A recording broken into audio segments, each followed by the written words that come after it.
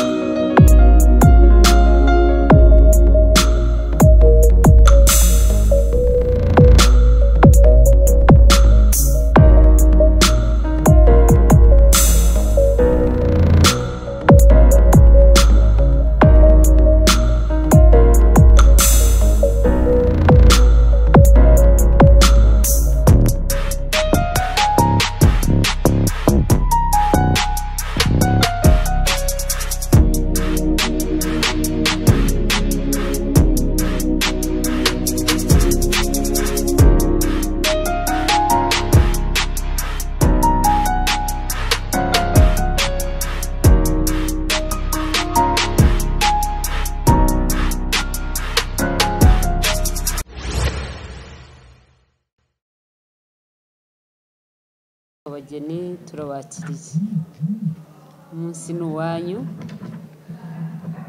Ibiganiro byose tugiye gukorera hano buriya ni ibyanyu.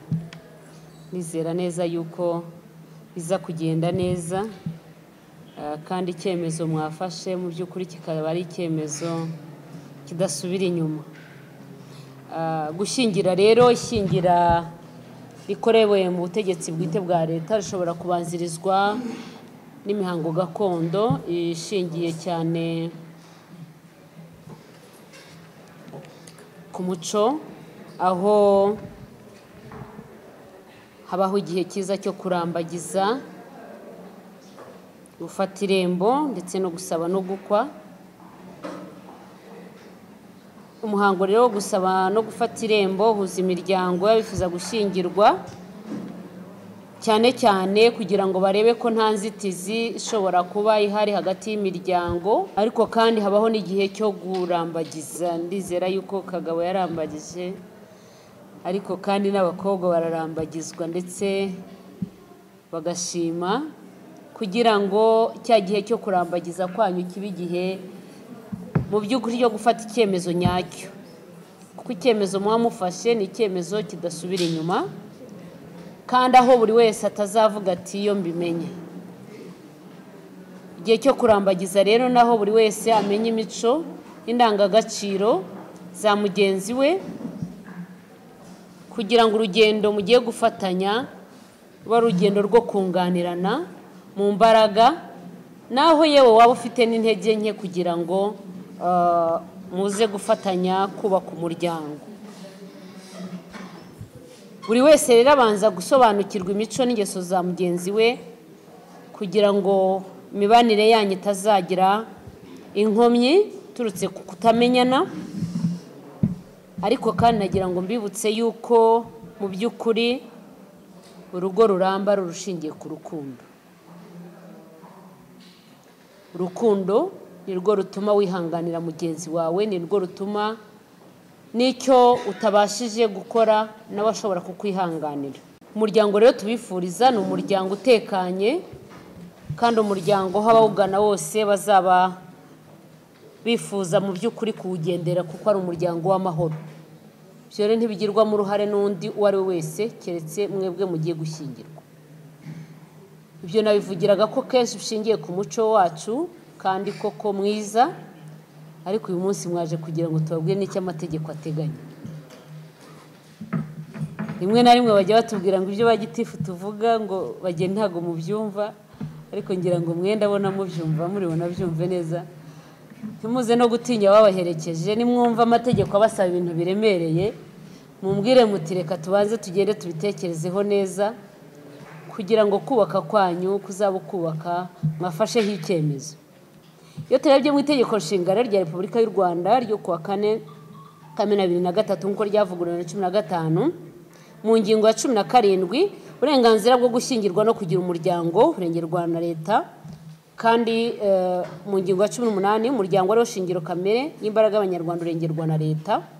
Ariko ntago bivuze yuko mu by'ukuri umuryango mugiye kubaka nubwo ari umuryango wanyu bwite mutazagendera ku cy'amategeko basaba, ahubwo leta irengera wa muryango kugira ngo ubu umuryango wubaka imiryango migari yubatse igihugu. Itegeko rero rigenga abantu n'umuryango ni 32/2016 nkuko ryavuguriwe ryo kuwa 28 Kamena 2016 mu ngingo y'166 haduha inshingano, hababwira inshingano mwebwe kubagiye gushyingirwa. Ariko ku ngingo y'166 kavuga gushyingirwa kwemewe. Ese gushyingirwa kwemewe n'ukuhe? Gushyingirwa k'umugabo umwe n'umugore umwe kure mu butegetsi bwa leta kushake bwabo niko kwemerwa n'itegeko. Uko gushyingirwa kandi gukorwa ku mugaragaro mbere yaho umwe mu bagiye gushyingirwa atuye cyangwa se aba imbere y'umwanditsi w'irangamimerere. Ari byo mwakoze uyu munsi. Tureba kandi n'ibisabwa ari nabyo dusubiramo cyane mu baduherekereje abageni kugira ngo muze kutubwira ko nta mbogamizi zihari. Icyambere n'imyaka y'ubukure mu ngingo y'168 imyaka igomba kuba nibura ari 21. Umwe wenda ahari mutagendeye no ku nyandiko nk'izo baduhaye nubwo mwareba bafitemo baby face ariko imyaka 21 rwose irashyitse. Ikiri no kutagira isano hagati y'abazashyingirwa. Bivuze iki? Afite isano y'ubuvandimwe itazigwe ntibashobora gushyingirwa, naho abafite isano y'ubuvandimwe iziguye ntibashobora gushyingirwa kugeza ku gisanira cya 7. Ikindi kandi birabujijwe ko umuntu yashyingiranwa na sebukwe cyangwa na nyirabukwe. Uwemeye kubera umubyeyi umwana atabyaye wagizwe umwana n'utaramubyaye. Hari kandi kutagira andi masezerano yo gushyingirwa. Nta ushobora kongera gushyingirwa mu ngingo y'170 gushyingirwa kwa mbere kukiriho. Nguvuga utahari ubwo ngeze Niboye nkabona umukobwa mwiza, reka wundi nari narashakiye karangazi mwihorere. Amategeko ntabyemera. Niyo mpamvu nanabisubiramo kugira ngo namwe muze kudufasha ataba hari ufite andi masezerano yo gushyingirwa akaba ari uko gusa bengutse umunyakigali. Ikindi kandi nuko tugenda none ku byangombwa hari byo mwagiye mudushikiriza: icyemezo cy'amavuko bazashyingirwa, icyemezo cy'uko buri wese bazashyingirwa ari ingaragu, icyuko bashyingiranywe yapfuye, n'icyemezo cy'uko bashyingiranywe batandukanye mu buryo bwemewe n'amategeko. Mu ngingo rero 176 hari kwanga gushyingira mbere y'ishyingira y'umwanditsi w'irangamimerere abonye ikimwemeza ko hari impamvu iteganywa n'itegeko agomba kwanga gushyingira. Gutambamira ishyingirwa rero nabyo bikorwa n'umuntu wese ubifitemo inyungu nk'uko biri mu ngingo y'181. Ibi rero bituma kenshi tunatangaza ishyingirwa ari byo bikorwa mu gihe cy'iminsi 20 nk'uko itegeko rivuga mu ngingo y'174 kugira ngo gushyingirwa kw'abageni bacu kube kujuje cyangwa se koko byaragenzuwe ko ntacyo itegeko ribasaba batubahirije. Nkaba nagira ngo mbere yuko nza gukomeza kuganira n'abageni bacu nibariza babaherekeje niba mu byo twavuze bijyanye n'itegeko nta mpamvu mwumvirimo yabuza abangaba gukomeza gushyingirwa mu buryo bwemewe n'amategeko. Mwese ntayo murakoze cyane rwose. Iyo mpamvu yo gutangira umuryango ntizavuga ukundi, muzavuga ibyiza gusa byo kubashyigikira no kubakomeza kugira ngo bazubake neza. Bageni beza rero ababaherekeje nabo bakomeze bumvireho, ariko uyu mwanya ni uwanyu. Gushyingirwa nababwiye ko ari byiza, ariko kandi mugiye kugira inshingano. Mugiye kugira inshingano, ni byiza ibyo mukora, biragaragara ko n'ababyeyi babishyigikiye n'imiryango, ariko ndagira ngo mu biganiro bikeya tugiye kugirana babwire iki itegeko ribabwira ku nshingano. Mu ngingo y'174 ya 203 itegeko twavuze haruguru, mufite inshingano yo kwita ku bana no kubarera. Mu by'ukuri mwambwira muti ibyo bintu uzabitubwire twabazanye mu nteko cyangwa se twabajyanye kubakingiza ntituzahurirayo nawe, ariko imigisha y'abo babyeyi natwe tubasabira nuko muzabyara hungu na kobwa. Hanyuma rero itegeko ribaha inshingano yo kuzita ko muzibaruka, kuko mu bibazo dushobora kugira mu miryango by'abana ntabwo ari uko bari abana badafite ababyeyi, ahubwo bari abana bafite ababyeyi bataye inshingano. Abana bajya mu mihanda, abana bajya mu biyobyabwenge, bafite ababyeyi batita ku nshingano. Turabasaba rero mwe babyeyi b'ejo ndetse namwe b'uyu munsi, mwibuke ko kurera ari inshingano duhabwa n'itegeko. Kurera si ugushyira umwana mu ishuri ryiza gusa, nabyo ntimuzabireke, ahubwo kurera ni ukuganira n'umwana akamenya kirazira, akamenya ibyo akwiye kwitwararika ari mu bandi. Ibyo bikaba ubupfura buzaranga umuryango wanyu, kubera uruhererekane rw'uburere bwiza mwakuye mu miryango. Uyu munsi umuryango ubaherekeje wishimiye ko mubaye bakuru. Ngira ngo ababyeyi nibo bajya bivuga neza bakavuga ati ubaye akagabo sha, yabaga ashaka kukubwira ko ugize iyindi ntera ugezeho. Inshingano rero yo kurera niyo guhererekanya wa muco mwiza twahawe n'ababyeyi, kuko umwana iyo abaye ikigoryi asebya umuryango, ariko nanone iyo abaye muzima ahesha agaciro umuryango. Nta handi biva kuko uwo mwana yatojwe n'ababyeyi. Muri za shuguri nyinshi muzagira, kandi muzabireke gukora ni byiza, ariko muzagiremo na shuguri yo kurera. Mubaganirize rwa rurimi rwiza rw'umuco, harimo na kirazira. Ntabwo mvuga ikinyarwanda gusa, nushaka uzabimubwire no mu cyongereza no mu gifaransa cyangwa no mu giswahili, ariko uzamubwira icyo umwana akwiye kwitwararika azakurana uburere n'ururimi rw'ababyeyi. Ni byiza ko turi mu iterambere, dufite abadufasha mu miryango, ariko burya ubigenzuye neza nta ukinda mutoza. Uburere akwiye kubutozwa nawe nk'umubyeyi. Iyo rero ni inshingano muhabwa n'itegeko. Iyindi nshingano ya kabiri ni iy'uwo guha uwo mwashyingiranywe ibimutunga. Rimwe na rimwe iyo mbivuze abageni basa n'abaseka, ati ubundi ubwo naba mbimwimira iki, byaba ari ibyandi.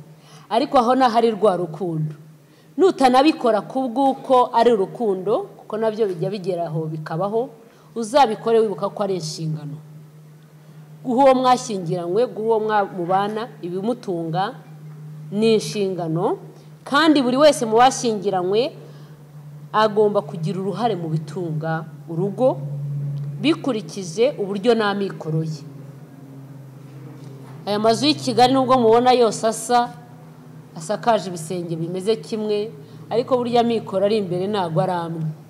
Mwari mubizi? Ubwo rero umuryango wo kwa Kagabo ntabwo uzavuga ngo nasanze kwa Evariste ngo bafite ibingibi ngo none ngo gitifu yatubwiye yuko tugomba kujya dutanga ibitunga urugo, nutabizana ntago rirema. Oya, hazakurikizwa amikoro y'umuryango. Ibyo bizatuma mushyira hamwe kandi mugende ku ntera yo mushobora, kandi bibarinda amakimbirane mu muryango. Mufite kandi inshingano yo kubana mu ngingo ya 207 kugira ngo muzibaruke nuko mubana nk'umugabo n'umugore. Mu ngingo ya 208 ni uburenganzira ku mutungo w'abashyingiranywe. Uburenganzira ku mutungo w'abashyingiranywe butangira bakimara gushyingirwa mbere y'umwanditsi w'irangamimerere hakurikijwe uburyo bw'icungamutungo mwahisemo. buryo mwahisemo mwarabuduhandikiye mu bitabo by'irangamimerere, ariko mushobora guhitamo cyangwa se hari n'ubundi mwongera guhitamo cyangwa se mukabwumvikanaho, nabwo turabwakira mbere yuko tuza kumva indahiro zanyu. Ubuyobozi bw'urugo mu ngingo ya 209, abashyingiranywe bafatanya ubuyobozi bw'urugo rwabo, harimo kurwitaho no kurwubaka rugakomera. Ntabwo urugo rusiganirwa, ahubwo urugo rujyamo inama kugira ngo wa muryango uze kuza kugera ku ntego yawo bikurikije uburyo mwabyumvikanyeho, kugira ngo ejo hatavamo amakimbirane. Iki kivuga iki cyane, iyo mwagize igitekerezo cyubaka umuryango kikaba cyiza, ntago giharirwa uwakizanye gusa, ariko kandi niyo kitabaye cyiza ntago bavuga ngo kandi n'ubundi narabirebaga bira bintu ubivuga njye narabibonaga ko bitazakunda. Oya, kuko mwabyumvikanyeho bwa buyobozi bw'urugo, yaba ari cyiza kivuyemo muragifatanya, yaba n'ikitabaye cyiza muragifatanya kugira ngo urugo rutazamo amakimbirane. Ikindi kandi nagira ngo ngarukeho ni impamvu ziteganywa n'itegeko zishobora gutuma ishyingirwa riseswa. Ishyingirwa riseswa gusa kubera impamvu zikurikira: gutana burundu kw'abashyingiranywe iri mu maboko yanyu. Iyindi mpamvu ni urupfu rw'umwe mu bashyingiranywe, Nyagasani azabaha uburame. Ndagira ngo tuganire gusa kuri iyi ya mbere yo gutana burundu. Hari impamvu ziteganywa n'itegeko mu ngingo ya 218. Impamvu ya mbere ni ubusambanyi. Uyu munsi wenda sinamenya niba mukibita basheri, ushobora kumwita kibasumba, rudasumbwa, ibintu nk'ibyo byaterwa na jene nuko mubyumvikana, ariko ako kazina keza umwita ako wamuhitiyemo wumva nutakavuze ashobora kuba umwanzi w'umuryango, azaguma akitwa gutyo, azaguma rutabandi, ntuzamuca inyuma. Kuko iyo umuciye inyuma uba umubwira uti nushaka ujye gusaba gatanya, kuko biteganywa n'itegeko. Iyindi mpamvu ni uguta urugo nibura igihe cy'amezi 12 akurikirana. Urwo rugo ntabwo ruba rwubatswe, mugenzi wawe ragira uburenganzira bwo gusaba ubutane. Indi mpamvu ni igihano cy'icyaha gisebeje. Igihano cy'icyaha gisebeje wavuga uti se bavuye ku kazi bambwira ko bagenzi be byagenze gutyo, ubwo kirasebeje, gitifu yatubwiye ko tuzajya gusaba gutana niba ntacyo kubyihanganira. Oya, icyaha kibi cyaha ryari iyo cyemejwe n'urukiko. Ikindi ni ukwanga gutanga ibitunga urugo. Iyo byabayeho mugenzi wagira uburenganzira bwo gusaba ubutane, ariko ntibikabe. Ahari rwa rukundo izi mpamvu zose zimeze nko kuzisubiramo gusa. Ikindi ni uguhoza undi ku nkeke. Ibyo ari byose guhoza undi ku nkeke murabyumva neza. Murabyumva neza nawe mukobwa wanjye. Guhoza undi ku nkeke. Mugenzi wawe baje kugira ngo muhane mu mahoro. Iyo umuhoza ku nkeke agira uburenganzira busaba ubutane. Ikindi ni hohoterwa rishingiye ku gitsina, nk'uko amategeko abigarukaho kenshi. Ufite uburenganzira busaba ubutane iyo mugenzi wawe uguhoza gukora ihohoterwa rishingiye ku gitsina. Ikindi ni ukumara nibura imyaka 2 batabana ku bushake bwabo, ibyo nabyo bijya bibaho. Kandi nanone iyo habayeho kutabana igihe kirenze amezi 12 akurikirana uhereye igihe habereye ishyingirwa nta mpamvu zifite shingiro. Bivuze iki? Bivuze ko uyu munsi mumaze kurahira, mumaze kwemeranya ko muzabana, ariko wenda mu mutima ukaba wavuze uti ibintu byose gitifu yavuze ni byinshi, uba ntazanabikurikiza, ugahitamo kumubenga rwihishwa, reka ariko mbivuga mu Kinyarwanda ariko babivuga, guhera bakakubura nta mpamvu zihari. Mugenzi wawe yemeza abaye 12 akurikirana agira uburenganzira gusaba ubutane. Gutsaba rero gutanga ikirego, gusaba gutana bikorwa gusa n'abashyingiranywe, nta wundi ubibagiramo. Nigeze kubabwira ku by'umutungo nuko mugira uburenganzira ku mutungo, ariko hakurikije uburyo bw'icungamutungo mwahisemo, kandi koko mwabuhisemo byandika mu bitabo byacu by'irangamimerere. ariko mbere y'uko tuza kwakira indahiro zanyu ndagira ngo mbabwire iki itegeko ribivugaho bibutse ndetse nanabasubiriremo uburyo bw'icungamutungo nimusanga mugikomeje bwa bundi turabukomeza ariko niba hari n'ubundi mwumvikanyeho muri buze kubutubwira. Itegeko nimero 27/2016 ryo kuwa 8 Nyakanga 2016 rigenga imicungire y'umutungo w'abashyingiranywe impano n'izungura. Mu ngingo ya 4 batubwira ubwoko bw'imicungire y'umutungo w'abashyingiranywe. Hari ivangamutungo rusange, ivangamutungo w'umuhahano n'ivangamutungo risesuye.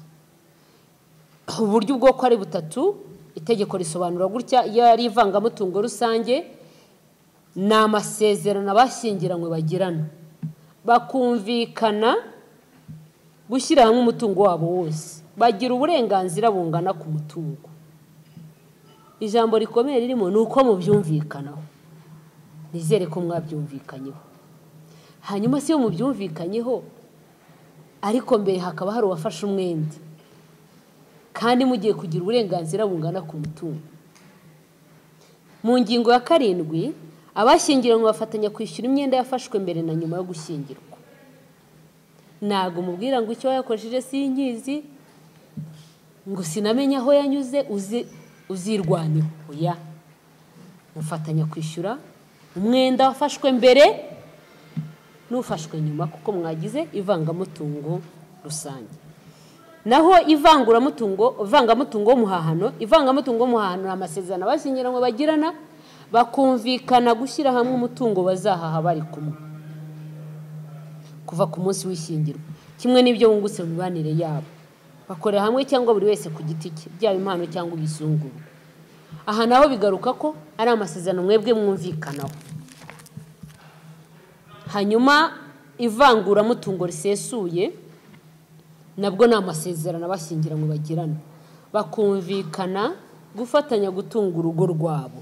Gutunga urugo ntago bisiganirwa, hakurikijwe ubushobozi bwa buri wese, kandi buri wese akagumana uburenganzira bwo gucunga, kwikenuza, gutanga no kugurisha umutungo we bwite. Bivuze iki? Bivuze ko ikintu cya mbere mu ivangamutungo mu gucunga umutungo ari amasezerano mu bwanyu muba mwumvikanyeho.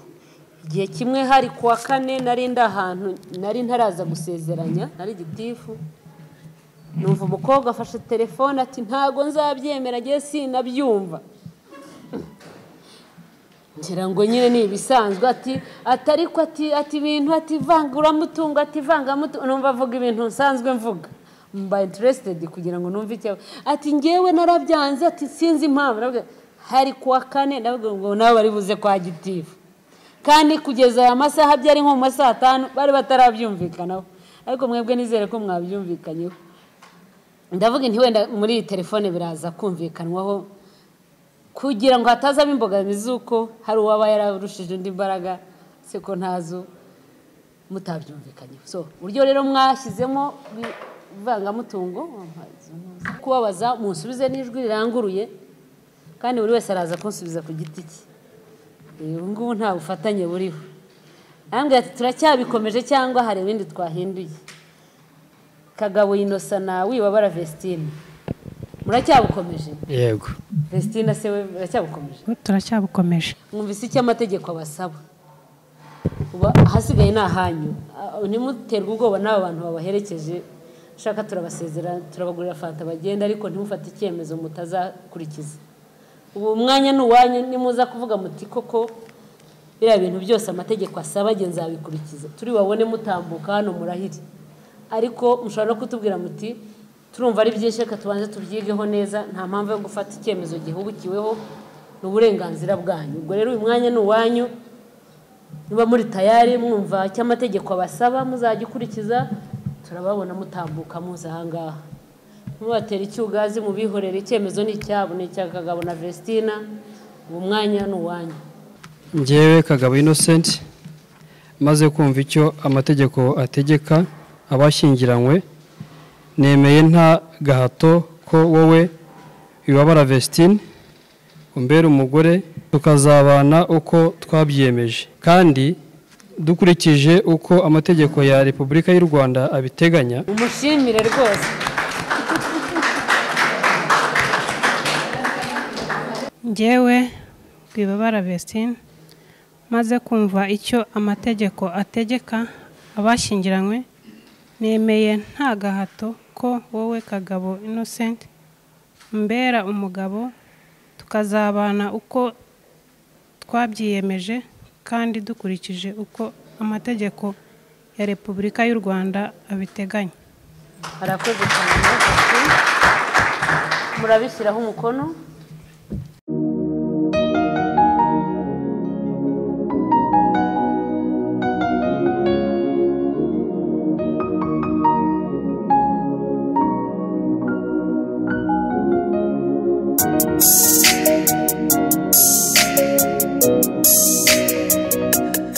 Njyewe Murebwayire Jean d'Arc, umwanditsi w'irangamimerere w'umurenge wa Niboye, maze kumva amasezerano ya Kagabo Innocent na Wibabara Vestine bagiranye imbere yanjye mu ruhame rwa benshi, shingiye kandi kubasha mpabwa n'amategeko, nemeje ko kuva ubu bashyingiranywe nk'uko amategeko abiteganya.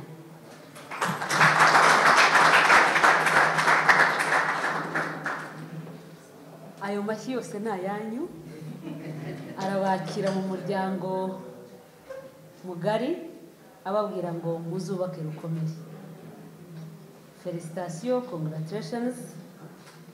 Kubaka kwanyu uzagende bitinyure n'abandi bose babitinya. Niba hari abo muzi kubera ko bazabona ko ari byiza. Turabifuriza rero gukomeza kugira ibirori byiza. Ibyaberaga hano birashoje. Murakoze cyane.